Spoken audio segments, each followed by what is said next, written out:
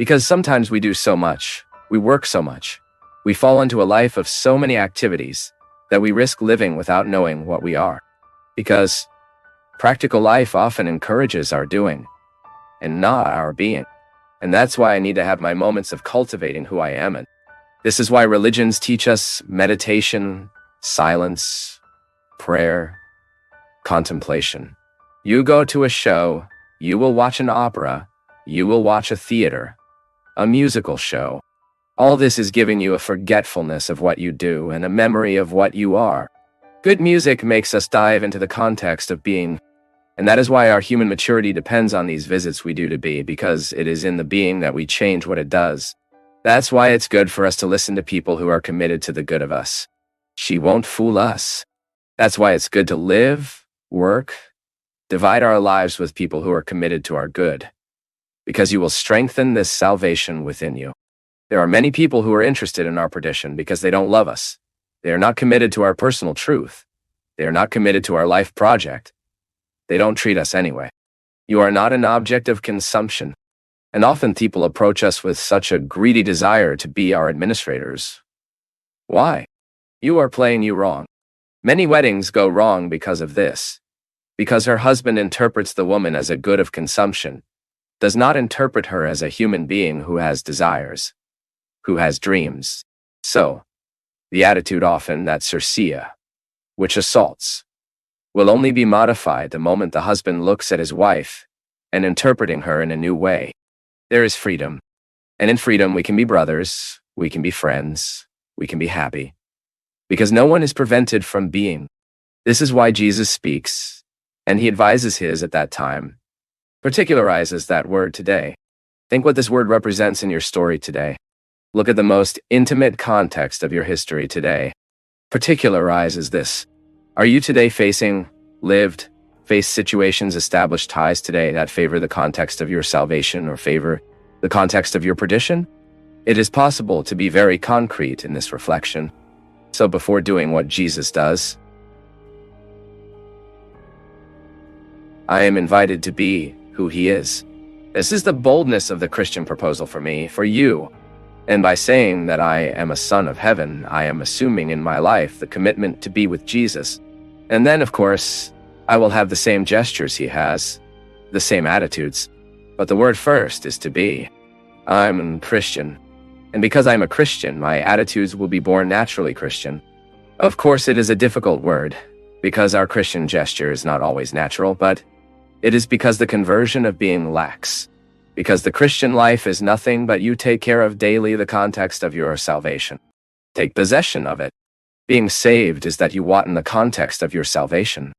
Then you look at the life you live, the people who have authority about you, influence you, the books you read, the music you listen to, the program you watch, what we let in our head and heart. This on it is the context of your salvation or not. It is the context too. It can be the context of perdition. It's no use. We can't deny it. This human context is where God can act, or he can be deprived of acting. But by assuming this commitment not to lose sight of the being that you need to live, experience all the time and dive, when we look at Jesus, we find out who we should be, as we should think. But there, Paul said, so that we have attitudes of Jesus, we need to be like him. Then, what does he say? That we need first transform our mindset. Having a heart similar to that of Jesus may seem to us something candida, far from us. Is this for the beat us? No. To have a heart similar to his is to have a heart that is able to ensure the context of our salvation. And again, we are not just talking about eschatological salvation after death. It is also that she is actually just a consequence of living well. Sometimes I find people who are very concerned about eschatological salvation, salvation after death, and forget to live their lives well. And this is naturally contradictory. I don't even need to worry about salvation after death if I live my life well. If I zeal for the context of my salvation, if I do not allow the diabolical structures to have ancestry over me or grow inside me, particularize it, When I ensure that my being is dipped in a process of transformation, conversion, if I am living the dynamics of this baptism, it is natural that I love. It is natural that I want good. It is natural that I do not sow discord. It is natural that I do not sow discord. It is natural that I know how to control my vanities. It is natural that I do not want to lie, because the being is connected in Jesus and knows very well that living the dynamics of Jesus is precisely to deny all this. It is not wanting it as part. It is not wanting to be part of these miseries. Isn't it? Then you, somehow control your Adamic dimension that doesn't die. That is inside from me, which is inside you. When we open the doors of what is bad, we get lost. But when a word guides us and reacts within us this commitment to the life that every human being should take care of to maintain, we are saved. So the word is saving. The word has the gift of placing us within a context of transformation, change, which also means salvation. Living identity is, we somehow have a reference of who we are. And from knowing who we are, find out what we should do. There is always a being that precedes what it does. This is identity, because it is reflecting our humanity that we will approach this entity that we so much need to live. There is no other way. I don't know, I can't be holy if I don't touch my human issues, if I don't improve them and modify these structures. Because sometimes we can have this wrong understanding that God is proposing a burden. No, God is giving us privileges, and it is possible. Grace acts in us, and we assume the responsibility of cutting these ills, cutting this weeds that grows in our personality, which overshadows the likeness. Then it is possible to have a heart similar to His. This is Christian anthropology.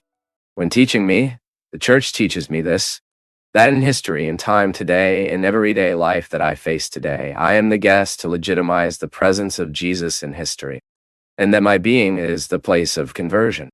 It is here in my thinking, in my brain activity, in my intellectual motives. This is where my heart hits, where all my feelings are processed, where my sensations also exist and help me to be who I am, that the first dimension of Christianity forms. It is Christian formatting. We could use a modern term, right? When you format your computer, what do? You transform it. You remove it. You clean everything that was there and you project it for a new time. That's what baptism does to us. He removes us from an ancient condition and formats to a new life. So, from my baptism, I am dipped in this new way of being of Jesus. I say again, the Word of God guides us, and because it guides us, it saves us. And today, God saves us, inviting us to have a heart similar to His Son. It is no damage. It is a privilege. The orientation, my people, whenever she is loving, she has the saving power. A father, for example, can save the son of many bad things. It is enough for him to be aware of the guidance he needs to do at that moment in the person's life. The child, be it a child, whether a teenager or even a young person or even adult. The word saves because it guides. She has the gift of reorienting the way. Just before, here in Matthew 5, Jesus speaks of the Beatitudes. Blessed expression can also be translated as happy and can still be understood as well referred.